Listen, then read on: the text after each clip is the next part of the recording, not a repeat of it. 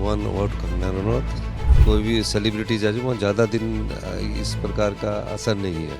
Congress party हर चुनाव को लड़ाई की तरह न लड़कर युद्ध की तरह लड़ती है। Past 1 month, Himachal Pradesh has seen lot of political turmoil, and also Himachal Pradesh has been the center of the news point from past 1 month.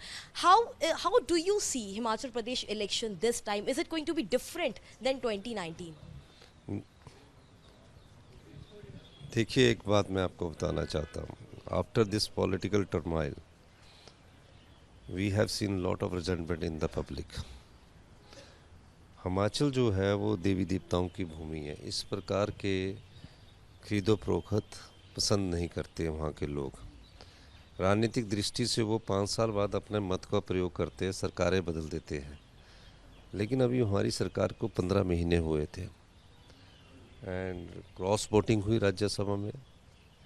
Leading lawyer of the country mister Manoj Singhvi को party जी ने ticket दिया। कुछ थोड़ी बहुत judgement थी, लेकिन इतनी ज़्यादा क्रॉस वोटिंग हमारे 6 कांग्रेस के एमएलए कर जाएंगे, कहीं ना कहीं हमारी भी गलती रही है कैलकुलेशंस में। एंड आई थिंक कि in coming election this situation will be different. It will be different. So we can say that Himachal Pradesh elections are going to be interesting as well, because since the candidature of Kangana Ranaut was announced, Himachal Pradesh was all in news, and there was a perception which was built that Congress is giving a walkover to BJP in Himachal, because Himachal, yet now the 4 candidates of Himachal are not announced by Congress. Why is it taking so long for Congress to announce candidate in Mandi especially? Is Congress confused for the 4 seats? देखिए, you have asked 2 questions, Yes. one about Kangana Ranaut, one about perception developed by you and public by you, and you asked the question, that's why I said it this. मेरा ये मानना है कि कंगना रनौत हिमाचल से है। हमारे film industries में काफ़ी हीरोइनें हिमाचल से हैं, चाहे प्रीति जिंटा हो, यामी गौतम हो, कई कई लोग हैं, रुवेना ढलाक हो, वो ये सब लोग हिमाचल से है। कई तो जो पॉलिटिकल सिनेरियो है जो मंडी का, वहाँ उसका ज़्यादा असर नहीं है। कोई भी सेलिब्रिटीज आ जाए वहाँ ज़्यादा दिन इस प्रकार का असर नहीं है। तो कंगना रनौत को टफेस्ट कंटेस्ट होने जा रहा है, और वो उनका जितना मुश्किल होगा, मैं ये कह सकता हूँ। दूसरा, लास्ट फेज में हमारा इलेक्शन है 1 जून को। 2 महीने आप अगर कंपेन करते हैं, सस्टेन भी करना पड़ता है। तो ये कैंडिडेट तो उनको डिक्लेयर करने की ज़रूरत है जिनको अपनी पहचान बनानी है। हमारे पास तो ऐसे पहचान वाले युवा उम्मीदवार हैं, जो अभी जब टिकट डिक्लेयर होगा तो आप पाओगे कि जो लोग वॉकओवर की बात करते हैं, सबसे टफेस्ट कंटेस्ट हिमाचल प्रदेश में होने जा रहा है। So, Mr. Sukhu, now you are indirectly also hinting towards the name which is already contested. They could only be given the chance once again in 2024, because there was a name of Raizada, there was a name of Pyari. These were the name, and there was also name of in fact Pratibha Singh to contest from Mandi. So you are hinting that only Congress is going to stick with the older names only. देखिए, ये तो जिस दिन ticket declare होंगे उसी दिन बता पाऊँगा, लेकिन ये निश्चित है कि कांग्रेस पार्टी हर चुनाव को लड़ाई की तरह ना लड़कर युद्ध की तरह लड़ती है। क्योंकि मैं खुद संगठन से उठकर आया हूँ, तो इसलिए मुझे पता है कि इस समय टिकट किस समय डिक्लेयर करना है। ये ठीक है कि कई प्रकार के नाम टिकट के लिए एप्लीकेशन अप्लाई करते हैं, तो उसका ये मतलब नहीं कि उनको टिकट मिल रहा है। उसका मतलब है कि उनके राइट है, वो अपने सोचते हैं कि हमें अगर पार्टी टिकट देगी तो हम सीट निकाल सकते हैं। लेकिन ये सब कैलकुलेशन, कम्बिनेशन, फॉर्मेशंस वगैरह सब कुछ साथ लेकर करने के बाद ही हमारे टिकट की घोषणा होती है। हमारी कल चर्चा हुई है, चर्चा के बाद मैंने बोला अभी मुझे थोड़ा और समय चाहिए। आपके अनुसार सबसे टफेस्ट और सबसे इंटरेस्टिंग हिमाचल में कौन सी सीट का चुनाव होने वाला है? सारी सीटें टफेस्ट होती है इलेक्शन में। वोटर्स का थोड़ी पता, इलेक्ट्रोल्स वी डोंट नो कि किसको वोट डाल देगा। इलेक्शन वोटिंग डेज वाले का दिन का होता है। कन्वर्ट किस तरफ को करता है, किस तरफ की परसेप्शन डेवलप होती है, इसलिए हम तो सारी सीटों को टफ मान के चलते हैं। और मेरा मानना है कि हम जो भी चुनाव के उस समय के मुद्दे होंगे उसके अनुसार लोग अपना वोट को डालेंगे। लेकिन एक मुद्दा निश्चित तौर पर होगा, आप भी पता करना फील्ड में जाकर, कि जो ये क्रॉस वोटिंग हुई है, जो हॉर्स ट्रेडिंग हुई है, इसको लोगों ने सही नहीं माना है। आपने एक एलिगेशन भी लगाया अभी कि जितने भी रिबल एमएलएज हैं उन्होंने बीजेपी से 15 करोड़ हर किसी ने लिए। तो इसका अगर इस बात में सच्चाई है, अगर आपके एलिगेशन में सच्चाई है, तो अब तक कोई एफआईआर क्यों नहीं रजिस्टर हुई मिस्टर सुक्खू? एविडेंस क्या है? जांच इसमें पड़ताल क्यों नहीं शुरू की गई? क्योंकि एलिगेशन आपके द्वारा ही सीधे तौर पर लगाया गया है। तो ये आपको अधूरी जानकारी है। आप पूरी जानकारी दे दीजिए। पूरी अधूरी जानकारी। एफआईआर दर्ज हो चुकी है और एफआईआर में उन्होंने इंटरिम बेल ली है और उसके आधार पर हम आगे बढ़ रहे हैं। और वो जो है आके वो कोऑपरेट कर रहे हैं। तो जो होगा वो आपके सामने आने वाले समय में, जब ऐसी बातें होती है तो उसको थोड़ा सा सीक्रेट लेके कि क्या जांच चल रही है उसमें उसको रखना पड़ता है। लेकिन जांच, बतौर मुख्यमंत्री आपने जांच इनिशिएट कर दी है, ये हम कह सकते हैं? देखिए, खरीदो फरोख्त हुई है, किसी को क्या लगा 15 महीने में सारे काम आ रहे थे। एक दो की इच्छा चलो मंत्रिमंडल की हो सकती है, बाकियों की क्या इच्छा थी? ऐसे तो नहीं क्रॉस वोटिंग हो सकती। तो क्रॉस वोटिंग का कोई, हॉर्स ट्रेडिंग का कोई, ये हिमाचल प्रदेश ही थोड़ी उदाहरण है। तो ये चीज़ें समझने की है। और जब एफआईआर दर्ज हुई है, इन्वेस्टिगेशन होगी, अब तो चलो वो डिस्क्वालीफाई हो गए हैं, इलेक्शन लड़ रहे हैं। उससे ज़्यादा हमें तो जनता को, उन्हें इस विधानसभा में बाहर का रास्ता दिखाएगी। ये आप मुझसे 4 जून को मिलकर पूछना और मैं आपको बताऊंगा। एक और बात, आपकी आपके जितने एलिगेशंस आपने लेवल किए थे रिबल एमएलएज पर, उस पर जयराम ठाकुर का भी ये बयान आया कि मुख्यमंत्री सुक्खू को अपनी कुर्सी का, अपने पद का ध्यान रखना चाहिए, उनको इस तरह की बातें नहीं करनी चाहिए, कोई रिश्वत नहीं ली गई, कोई ब्राइब नहीं ली गई। यहाँ तक कि रिबल एमएलएज ने डिफेमेशन नोटिस भी मूव किया है आपके अगेंस्ट। आप इस पूरे प्रकरण पर क्या कहना चाहेंगे? देखिए, वो तो करे, जो सत्य है उसकी जीत होगी। उनके जयराम ठाकुर जी को ही सत्य, कुर्सी की इतनी ज़्यादा भूख है, वो तो कहेंगे ही। लेकिन जो सच्चाई है उसको तो आपको मानना पड़ेगा ना। सच्चाई को तो जानना ही पड़ेगा ना। सच बार बार झूठ से टकराता है, कई बार झूठ को सच का सामना करना पड़ता है, अंत में झूठ सच, जीत सत्य की होती है। तो ओवरऑल जो हिमाचल में पॉलिटिकल टर्मोइल या पॉलिटिकल ड्रिफ्ट जो देखने को विधानसभा वो नहीं, तो उसका असर विधानसभा में ज़्यादा पड़ेगा या फिर लोकसभा में ज़्यादा पड़ेगा? नहीं, विधानसभा में तो उसका असर पड़ेगा। पड़ेगा। विधानसभा, क्योंकि विधानसभा में जरूर पड़ेगा, लोग इसको पसंद नहीं करते। तो आप कह रहे हैं कि हिमाचल, चूंकि हिमाचल प्रदेश एक ईमानदार राज्य माना जाता है, वहाँ के लोग बहुत ऑनेस्ट माने जाते हैं, बहुत कम में सर्वाइवल का वहाँ का एक परसेप्शन है, इस वजह से आप कह रहे हैं कि वहाँ के लोग, इसका असर असेंबली पर ज़्यादा पड़ेगा, वहाँ पे हॉर्स ट्रेडिंग जैसी चीज़ों को ठीक नहीं माना जाता? बिल्कुल ठीक है। बाकी तो जो लोकसभा के चुनाव के अलग मुद्दे होंगे और विधानसभा के चुनाव के अलग मुद्दे होते हैं। इसीलिए बार बार शायद ये परसेप्शन भी है कि कांग्रेस बीजेपी को वॉक ओवर दे रही है, क्योंकि इसका असर असेंबली में ज़्यादा पड़ेगा। लोकसभा को लेकर के ये भी है कि बीजेपी का कंसंट्रेशन लोकसभा जीतने में ज़्यादा है और कांग्रेस का कंसंट्रेशन असेंबली इलेक्शन जीतने पर ज़्यादा है। एक्चुअली वो तो होगा, लेकिन ऐसा नहीं है कि वॉक ओवर होगा। टफ फाइट होगी लोकसभा में भी और विधानसभा में। एक और बात, आपने कई जगहों पर कहा कि कंगना रनौत हिमाचल की बेटी है।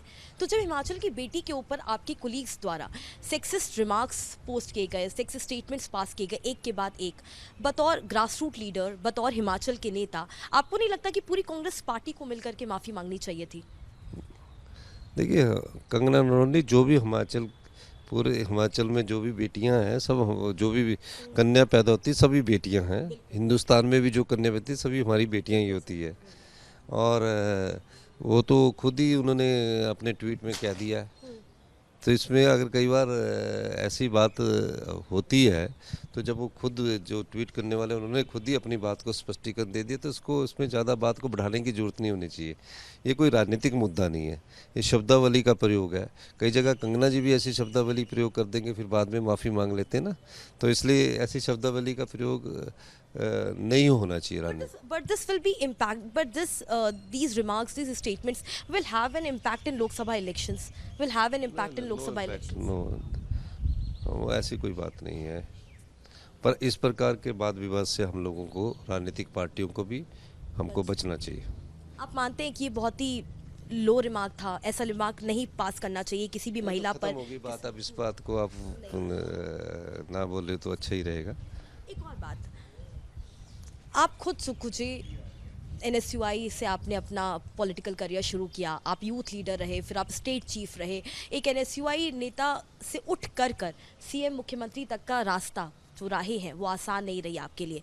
ऐसे में जब आप ये देखते हैं आज के समय में कि जितने मास लीडर्स हैं वो कांग्रेस छोड़ करके बीजेपी जा रहे हैं, आप इस प्रकरण को किस तरह से देखते हैं? नहीं, ऐसी बात नहीं है। देखिए, हर एक पार्टी में समय के अनुसार ट्रांजिशन होता रहता है। कुछ लोग समय के अनुसार छोड़ कर जाते हैं, कुछ नए लोग अपनी उसी विचारधारा को आगे बढ़ाते हैं, और कुछ दूसरी पार्टियों से लोग आते हैं। डेमोक्रेसी इसी को कहते हैं। छोड़ना, आना जाना, ये सब लोकतंत्र की प्रक्रिया है। विचारों की स्वतंत्रता है, पार्टी चुनने का अधिकार इस संविधान ने दिया है, तो इसका कोई ज़्यादा असर नहीं होता। इलेक्टोरल पॉलिटिक्स में उस समय के मुद्दे क्या है, ये महत्वपूर्ण होते हैं। लेकिन जब इतने पुराने नेता अशोक छवन, संजय निरुपम, गौरव वल्लभ और तमाम जो सरीखे नेता हैं, जब ये लगातार पार्टी छोड़ के जाएं तो एक सवाल उठता है, या फिर ये रवैया है कि जिसको जाना है वो जा सकता है, या फिर वाकई पार्टी को ये बॉदर करता है कि ये सारे मास लीडर्स क्यों कांग्रेस छोड़ करके बीजेपी जा रहे हैं? देखिए, मैं किसी पर टिप्पणी नहीं करना चाहता। ये ट्रांजिशन ही होती है। जब कहीं उस वहाँ के हालात क्या है, कौन सी परिस्थिति क्या है, किस प्रकार की परिस्थितियाँ पैदा उन जो लोग गए उनके पास पैदा की गई, तो ये सब दृष्टिकोण देखने वाला है। तो इस सब दृष्टिकोण के संदर्भ में भी हम बोल सकते हैं। तो ये कई लोग अभी हमारे हिमाचल प्रदेश में जो लोग छोड़ के गए, तो कई बीजेपी के लोग हमारे कांग्रेस में आना चाहते हैं, जो पिछली बार बीजेपी के टिकट्स पर चुनाव लड़े। तो हम उन परिस्थितियों को स्टडी कर रहे हैं कि क्या लेना है कि नहीं लेना है। तो ये परिस्थितियाँ हैं। अगर ऐसी परिस्थिति कई जगह पैदा हो जाती है कि मन उचाट हो जाता है, तो कांग्रेस में आने वालों का भी लोग आने वाले भी बहुत तैयार है। अब कांग्रेस उनको लेती है नहीं लेती है तो उन पर डिपेंड करता है। कांग्रेस की विचारधारा में विश्वास रखने वाले लोगों पर भी विश्वास रखता है। एक और बात, आजकल दिल्ली में एक चर्चा बहुत ज़ोरों शोरों पर चल रही है, आपने तो बिल्कुल सुना होगा कि रॉबर्ट वाड्रा ने भी इच्छा जताई है कि वो अमेठी से इलेक्शन कॉन्टेस्ट करना चाहते हैं। हिमाचल की पॉलिटिक्स में ज़्यादा विश्वास रखता हूँ। एक और बात, सच कि आपने कहा केवल हिमाचल पर ही बात करनी है। हिमाचल का अगर ओवरऑल चुनाव देखें, चाहे हम कांगड़ा सीट को देखें, हमीरपुर को देखें, आपका खुद का जिला जो नेटिव टाउन है सेरा गांव से जहां से आप आते हैं, छोटा सा गांव। देखो, मेरा जो पार्लियामेंट है उससे मैं मुख्यमंत्री भी हूँ, उसमें जयप्रकाश नड्डा जी राष्ट्रीय अध्यक्ष भी है, अनुराग ठाकुर जी भी हमारे केंद्रीय मंत्री थे, डिप्टी चीफ मिनिस्टर हमारा भी वहाँ से। तो हमारा जो हमीरपुर जिला है, हमीरपुर संसदीय क्षेत्र है, इसमें सब बड़े बड़े राजनेता है। तभी सबकी निगाहें हमीरपुर पे टिकी भी हुई हैं कि हमीरपुर में इस बार क्या होने वाला है, खास करके CM के जो गांव के वोटर्स हैं वो क्या सोच रहे हैं, नदाऊंपुरा तहसील क्या सोच रहा है, हमीरपुर की जनता इस बार क्या सोच रही है, क्या कोई एंटी इनकम्बेंसी है वहाँ पे आपके मन अनुसार? देखिए, हम तो किसान परिवार से, माता जी हमारे वही खेती बाड़ी कर रहे थे, तो वही बता रहे हैं कि इस समय जो लोग हैं, कई प्रकार के लोग बातें रखते हैं ना, वो चुनावों के वक्त तय करेंगे कि किस पार्टी के साथ जाना है। और मैं एक और बात बता दूं कि जो घटना घटी है उस घटना का असर बीजेपी पर पड़ेगा। कांग्रेस पर ज़्यादा नहीं पड़ेगा, बीजेपी पर ज़्यादा पड़ेगा, यानी कि उनके अगेंस्ट में ज़्यादा लोग वहाँ के हैं। आप होंगे ना वहाँ, आप अभी जाके स्टडी भी करके आइए कौन किसकी फेवर में है। लेकिन आज भी बीजेपी बहुत ही ज़्यादा कॉन्फिडेंट है, खासकर अगर हम हर्ष महाजन की बात करें जिन्होंने राज्यसभा अभी अभी जीती है वहाँ से, उनकी बात करें तो बीजेपी का समीकरण ये कहता है कि लोकसभा चुनाव के तुरंत बाद किसी भी वक्त वही स्थिति आएगी हिमाचल सरकार की जो कि आज से 1 महीना पहले थी। आपको ऐसा लगता है? 62 के हाउस में हम आज भी 9 ज़्यादा है, 68 के हाउस में भी 9 ही ज़्यादा थे। तो ऐसे नहीं है। अभी तो हम चुनाव भी जीतेंगे, विधानसभा के सारे चुनाव जीतेंगे हम, और निश्चित तौर पर कह सकता हूँ कि मैं लोकसभा में भी हमारे को 1 या 2 सीटें पक्का आएगी, और आगे ज़्यादा भी आएगी, आ सकती है। कैंपेन का मूड और उस समय के मुद्दों की बातें रहेगी, और हमारी सरकार 5 साल भी चलेगी। एक और बात, चूँकि हम हिमाचल की बात कर रहे हैं, उसकी पृष्ठभूमि की बात कर रहे हैं, जब राज्यसभा का चुनाव हुआ था उस वक्त जो रूल ऑफ बुक थी उसको माना गया था, जो ड्रॉ का नियम था उसको ही माना गया था। लेकिन अब वहाँ अभिषेक मनु सिंह भी पिटिशन मूव कर दिया उन्होंने कोर्ट में। उन्होंने कहा गलत तरीके से ये जो ड्रॉ का सिस्टम है ये गलत है। आप इसको पूरी तरह से किस तरह से देखते हैं? उस वक्त मान लिया कांग्रेस ने, लेकिन आज की तारीख में पिटिशन मूव कर दी है। नहीं नहीं नहीं, वो तो हमको भी नहीं पता था। नियम गलत, वो रूल ही गलत है। बताइए, कई जगह राज्यसभा में 3-3 पार्टियां लड़ती है, फर्स्ट प्रेफरेंस मिलती है, सेकंड प्रेफरेंस मिलती है। जैसे यूपी में सोच कीजिए, बीजेपी, बीएसपी, कांग्रेस या एसपी, तीनों लोग वहाँ 3 राज्यसभा के चुनाव लड़ते हैं। 3 राज्यसभा के चुनाव लड़ने के बाद तीनों के बराबर वोट आते हैं। बराबर वोट में से ये निकालते कि जो पर्ची निकालेगी उसको हारा हुआ माना जाएगा, तो 2 में राज्यसभा बांटोगे। तो नियम ये होना चाहिए था कि जिसकी पर्ची निकली उसको जीता हुआ माना जाना चाहिए था, क्योंकि भाग्य ने उसकी पर्ची निकाली है।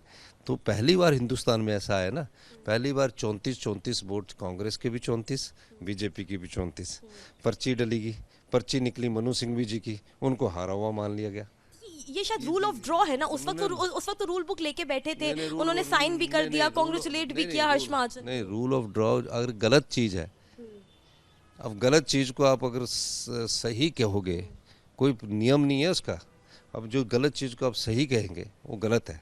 पर अगर नेचुरल जस्टिस की बात करनी है तो जिसकी पर्ची निकलती है उसको जीता हुआ माना चाहिए। वो कोर्ट ने इंटरप्रिटेशन करनी है और उन्हें कोर्ट ने ये साबित करना है कि क्या ये गलत नहीं है। वो उसको ठीक, बहुत लेट नहीं हो गई, लेकिन ये मुद्दा उठाने के लिए जिस वक्त हुआ था उस वक्त ये मुद्दा नहीं हुआ। अपील का टाइम ना 1 महीने का होता है, तो 1 महीने के 1-1.5 महीने के भीतर वो कर सकते, कर दी उन्होंने।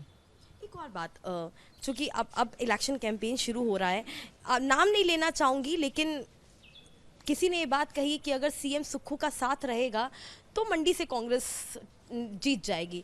तो ऐसा इसका अर्थ क्या निकाला जाए? ये माना जाए कि अभी भी रिफ्ट है कांग्रेस के अंदर खाने, या फिर सब कुछ ठीक हो चुका है?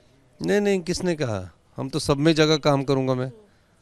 मेरे को तो सब जगह काम करना है, ऐसी बात नहीं है, सब के लिए काम करूंगा। जब युद्ध में लड़ने जाते हैं ना तो अपने साजो सामान पूरी तरह तैयार करके जाते हैं, और उसके बाद ये नहीं सोचा जाता कि कौन युद्ध में है, उसमें देखा जाता है कि युद्ध जीतना है। तो हम जब युद्ध में जाएंगे तो 4 सीटों पर और 6 विधानसभा की सीटों पर लड़ाई लड़ेंगे। आखिरी सवाल, क्वीन वर्सेस रानी देखने को मिलेगा क्या मंडी में? कौन क्वीन और कौन रानी? कांग्रेस का हाथ और बीजेपी का फूल दिखने को मिलेगा। So this is Himachal Pradesh CM Sukhwinder Singh Sikh, who is speaking exclusively to Republic, speaking about the politics of Himachal Pradesh and how this time Himachal Pradesh elections are going to be very different and interesting. And also CM Sukkhu has stated that this time Congress might win more than 2 seats in Himachal Pradesh, and very confident for the roadshow and campaigning which he will start, and the campaigning which will gear in the coming days. Harsha Janwani along with video journalist Parvez for Republic TV.